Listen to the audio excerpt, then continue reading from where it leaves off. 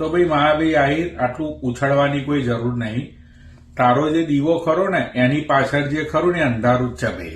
તો હેલો મિત્રો નમસ્કાર. તો આપણે વિડીયો લઈને આવી ગયા છીએ. તો આપણે વિડીયો વિશે વાત કરવાની છે. તો હાલ આ ક્લિપ સોશિયલ મીડિયા પર ખૂબ જ વાયરલ થઈ રહી છે. તો આપણે ક્લિપ વિશે ચર્ચા કરવા જઈ રહ્યા છીએ. પણ એ પહેલાં તમે નવા હોય તો અમારી ચેનલ સબસ્ક્રાઈબર કરી લેજો. તેથી કરી આવવાના વિડીયો તમારા માટે લાવતો હશે દોસ્તો. તો દોસ્તો તમને ખબર હતી કે થોડાક દિવસ પહેલાં માયાભાઈ આહિરના દીકરાના લગ્ન થયા હતા જયરાજભાઈના દોસ્તો. એમાં એમ કહેવાય છે કે કરોડો રૂપિયા માથે ઉડાડવામાં આવ્યા હતા દોસ્તો.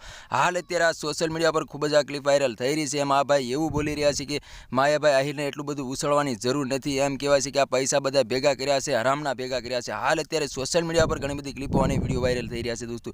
અને માયાભાઈ આહિરે આખા ગુજરાતની અંદર ડંકો વગાડી દીધો છે. અને મોટા મોટા એમ કહેવાય છે કે કલાકારો પણ આવ્યા હતા અને કરોડો રૂપિયા પણ ઉડાડવામાં આવ્યા હતા.